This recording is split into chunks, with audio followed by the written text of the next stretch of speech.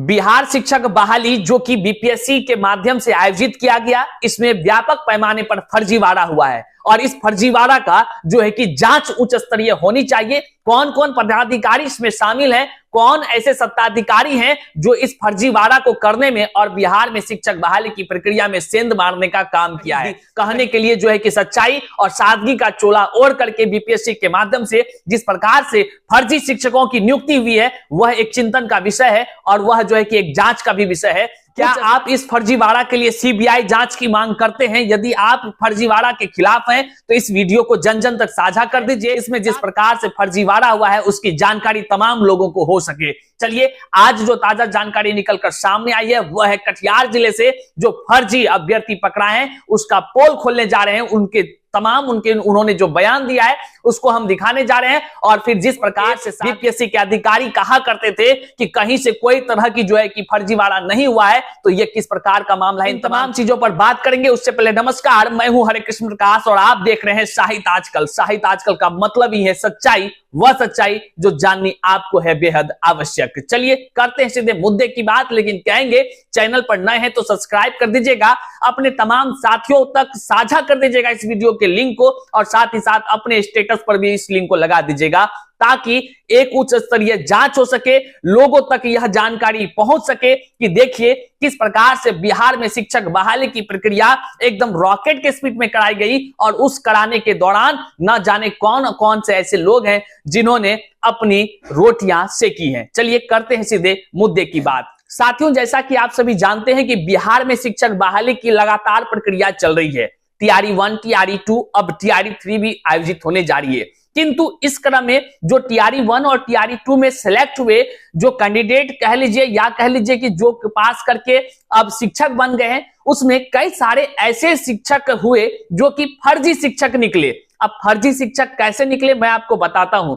देखिए, एक तरफ बीपीएससी के चेयरमैन साहब अतुल प्रसाद ने कहा कि कहीं से किसी भी प्रकार से कोई फर्जीवाड़ा नहीं हुआ है बिहार शिक्षक बहाली की इस प्रक्रिया में, किंतु लगातार हम जो है कि आपको दिखाते रहे हैं कि देखिए किस प्रकार से शिक्षक बहाली की प्रक्रिया में फर्जीवाड़ा हुआ है, पैसों का लेन देन हुआ है, किस प्रकार से लगातार जो है कि फर्जी शिक्षक पकड़ा रहे हैं और यह भी हो रहा है कि फर्जी शिक्षक पकड़ाने के बाद कबूल भी कर रहे हैं कि हाँ भाई, हमने जो है कि अपने बदले किसी और को परीक्षा में बैठाया था। बहरहाल अब ये जांच का विषय है। बिहार में शिक्षक बहाली की प्रक्रिया जो कि बीपीएससी टीआरई के माध्यम से कराई गई, इसमें कौन कौन से ऐसे लोग मिले हैं जिन्होंने इस फर्जीवाड़ा को कराने में अपना योगदान दिया है, इसलिए इसकी जो है कि बड़ी जांच होनी चाहिए। लेकिन ताजा जानकारी जो है वह कटिहार से निकलकर सामने आई है और आप यहां पे अब स्क्रीन पर देखेंगे कि यह जो फर्जी शिक्षक पकड़ाए हैं, इन्होंने बीपीएससी का पूरा पोल ही खोल के रख दिया है। इन्होंने तो साफ ही कहा कि हमर बाबूजी सब कुछ करने छे,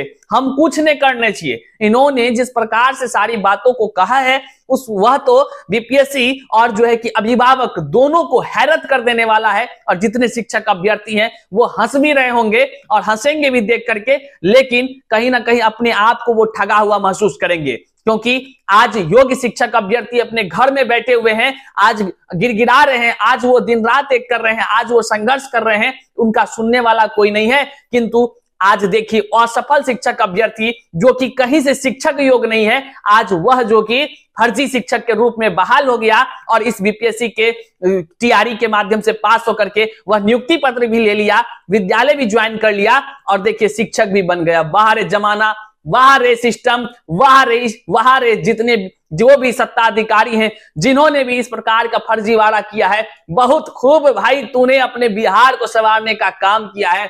देख लो फर्जी करने वाले लोग, एक बात जान लो, आपने अपने ही बिहार, अपने ही घर को ठगने का काम किया है। अब किस प्रकार का है समझिए जरा सा। देखिए हेडलाइन जो ये कटिहार के जो दैनिक भास्कर है इसमें छपा हुआ ये खबर आप देख पा रहे हैं। फर्जी शिक्षक ने कबूला उसकी जगह स्कॉलर बैठा था एग्जाम में। कौन सा एग्जाम?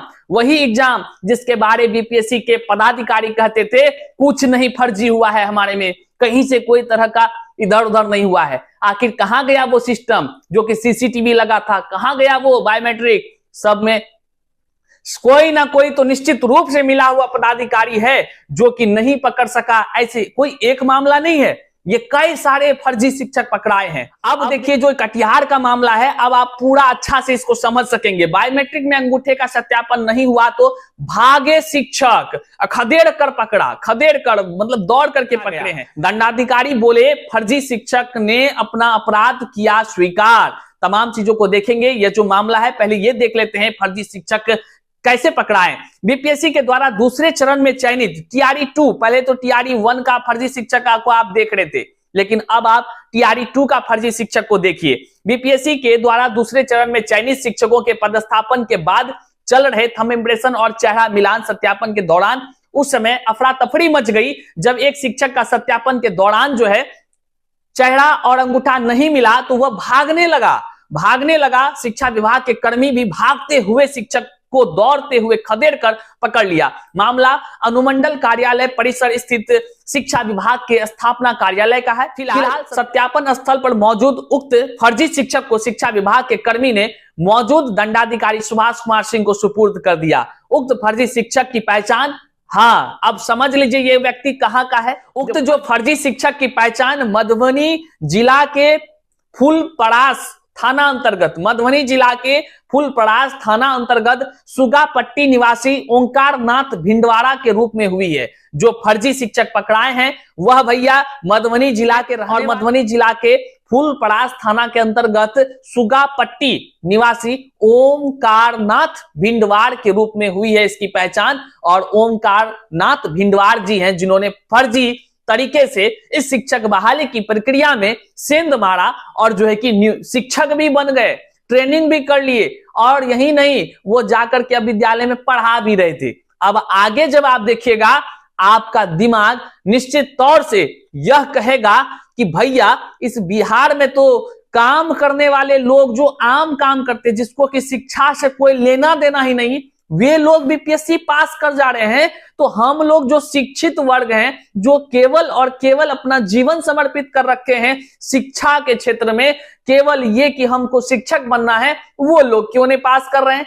अब बताइए कटअप कैसे आ गया इतना आगे, और कौन ऐसे लोग हैं, कौन ऐसे बीपीएससी कह लीजिए या जितने कहेंगे ही ना, क्योंकि बीपीएससी से पास करके ये व्यक्ति आज टीआरई 2 के माध्यम से शिक्षक बना है। तो टीआरई 2 में जो फर्जीवाड़ा हुआ है उसकी जवाबदेही किसको लेनी होगी? उसकी जवाबदेही बीपीएससी को ही लेनी होगी, क्योंकि उसके ही परीक्षा सेंटर पे फर्जीवाड़ा का काम हुआ। आगे देखिए जो कबूलनामा है इनका, आप सुन करके होश आपका उड़ जाएगा साथियों। आगे देखिए इन्होंने क्या कुछ कबूला है। देखिए भिंडवाड़ ने कहा है कि उनके जगह स्कॉलर ने बैठकर परीक्षा पास किया है।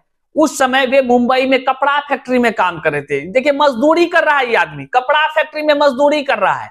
कपड़ा फैक्ट्री में मजदूरी करने वाला बीपीएससी पास कर गया, और आप जो है बैठ करके यहाँ जो जितने असफल शिक्षक अभ्यर्थी योग्य होकर आज असफल हैं, वो सोच रहे होंगे कि हम कैसे पास करें टीआरई 3, कैसे मेहनत करें। मेहनत क्या करना, देख रहा है ना यहाँ कपड़ा में काम करने वाला लोग पास हो जा रहा है बीपीएससी। अब सोचिए किस तरह का व्यवस्था है। आप नहीं पास कर रहे हैं, काहे कि आपके पास जुगाड़ नहीं हो रहा है। अब देख रहे हैं हम क्या टीका टिप्पणी नहीं कर रहे हैं, हम सीधा वो चीज दिखा रहे हैं, क्योंकि सच्चाई को दिखाना ही हमारा कर्तव्य है। और सच जो है पेपर के माध्यम से आपके सामने है। फिर से डिस्प्ले पर यहाँ आप देखिए, हम आपको जो दिखा रहे हैं लाल घेरे में, वह चीज देखिए कि किस प्रकार का कबूलनामा है, और आप समझिए वह व्यक्ति कपड़ा फैक्ट्री में काम कर रहे थे, उन्होंने कबूल किया है। वह परीक्षा देने को लेकर फॉर्म भर दिया था और मुंबई चले गया। बाहर बंदा फॉर्म भर के मुंबई चला गया। जिस दिन परीक्षा आयोजित हुई उनके परिजन के द्वारा उनके स्थान पर किसी दूसरे व्यक्ति को परीक्षा में बैठाया था। जब बीपीएससी अध्यापक परीक्षा का रिजल्ट आया तो वह मुंबई से वापस अपने गांव लौटा, मधुबनी लौटा। कटिहार में जिस दिन औपबंधिक नियुक्ति पत्र दी जा रही थी वह जाकर नियुक्ति पत्र ले लिया। इसके बाद अररिया में 15 दिवसीय ट्रेनिंग पूरी की। फिर उन्हें कटिहार के एक स्कूल में पदस्थापित कर दिया गया। गुरुवार को वे थंब इम्प्रेशन और चेहरा मिलान के लिए पहुंचे थे। जब मिलान नहीं हुआ तो डर से वह भागने लगे थे। डीओ केपी गुप्ता ने कहा कि चेहरा मिलान और थंब इम्प्रेशन के दौरान एक फर्जी शिक्षक की पहचान हुई है, उसे पकड़कर दंडाधिकारी को सुपुर्द कर दिया गया है, जिस पर कार्रवाई करने की लेकर सहायक थाना में मामला दर्ज करवाया गया है। यही नहीं साथियों, अब इस जो फर्जी शिक्षक है इसका जन्म कुंडली भी खंगाला जा रहा है कि किस प्रकार से इन्होंने क्या किया। लेकिन ये तो आपने देखा कि किस प्रकार से एक कपड़ा का दुकान या कह लीजिए कपड़ा फैक्ट्री में काम करने वाला जो मजदूर व्यक्ति था, जिसको कि अपने शिक्षक बनने लेने देने से कोई मतलब नहीं था, वह व्यक्ति अपने बदले जो बीपीएससी के परीक्षा था टीआरई, इसमें बैठा करके किसी को अपना पास कर गया और शिक्षक बन गया। यह जो फर्जी शिक्षक तो पकड़ा गए, लेकिन सवाल यह उठता है, आज तक जब आप वीडियो देख रहे हैं, ऐसे लगभग कई मामले पर हमने भी वीडियोस किया है, जो यहाँ आई बटन में है, आप देख सकते हैं किस प्रकार से फर्जीवाड़ा, और ऐसे बहुत सारे शिक्षक अभ्यर्थी जो फर्जीवाड़ा करके आज जो है कि बीपीएससी टीआरई के माध्यम से वो शिक्षक बन गए और जुनून देखिए, ट्रेनिंग भी कर लिए, अब जो है कि वो जो है कि ज्वाइनिंग करके पढ़ा भी रहे हैं। समझिए बिहार का विकास किस प्रकार होने जा रहा है। और सवाल यह उठता है, आखिर और भी कितने ऐसे फर्जी शिक्षक हैं जो कि बीपीएससी के माध्यम से शिक्षक बहाली की प्रक्रिया में चयनित हुए हैं। यह सवाल उठता है, अगर बीपीएससी टीआरई में फर्जीवाड़ा का बात स्वीकार खुद फर्जी अभ्यर्थी करता है, तो क्यों नहीं सीबीआई जांच होनी चाहिए, और बड़े पैमाने पर जिस तरह से फर्जीवाड़ा हुआ है तो उसका क्यों नहीं खुलासा होना चाहिए, और साथ ही साथ उस व्यक्ति पर कार्रवाई क्यों नहीं होनी चाहिए जिन्होंने इस फर्जीवाड़ा में योगदान दिया है। कहने का मतलब है, जब व्यक्ति बीपीएससी टीआरई के परीक्षा सेंटर पर किसी दूसरे को भेज करके वह व्यक्ति अगर एग्जाम पास कर लेता है और जो है कि वह ज्वाइनिंग तक ले लेता है, क्या ये इतनी आसान है? वहीं पर बीपीएससी के चेयरमैन साहब तो लगातार कहते थे कहीं से कोई तरह की बातें नहीं हुई है। अब आप सोचिए किस प्रकार से यह शिक्षक बहाली की प्रक्रिया हुई है, और इस शिक्षक बहाली की प्रक्रिया में कितने और भी ऐसे लोग हो सकते हैं कि फर्जी शिक्षक निकल जाए। तो इसलिए हमारी एक ही मांग होगी कि बीपीएससी के माध्यम से जो शिक्षक बहाली की प्रक्रिया कराई गई है उसका जो है कि बड़े व्यापक पैमाने पर उच्च स्तरीय जांच होनी चाहिए, अधिक से अधिक जो है कि सीबीआई जांच भी होनी चाहिए, और सीबीआई जांच के माध्यम से उन तमाम जो गद्दार लोग हैं जिन्होंने बिहार के नौनिहालों के भविष्य को बर्बाद करने के लिए इस तरह से व्यापक पैमाने पर फर्जीवाड़ा किया है, उनके ऊपर सख्त कार्रवाई भी होनी चाहिए। अब देखने का विषय है कि सिस्टम क्या कुछ करती है, क्या टीआरई 3 में भी इस प्रकार से सेंध मारने वाले लोग सेंध मारते हैं, अब क्या कुछ होता है, आपके मन में किस प्रकार का विचार उत्पन्न होता है। और सवाल तो यह भी उठता है, आखिर इस तरह के फर्जीवाड़ा शिक्षक अभ्यर्थी को पास करने का जिम्मेदार कौन है, और इनके स्थान पर जो योग्य शिक्षक अभ्यर्थी थे जिनका नहीं हो सका, आखिर उनके तकदीर का जिम्मेदार कौन है। जाते जाते हम यही सवाल आपके ऊपर छोड़ जाते हैं, बस इन्हीं आशाओं के साथ कि आप इस सच्चाई को जन जन तक साझा करेंगे। नए हैं चैनल पर तो सब्सक्राइब करेंगे। फिर मिलते हैं फिर से एक नए वीडियो में, तब तक के लिए जय हिंद साथियों।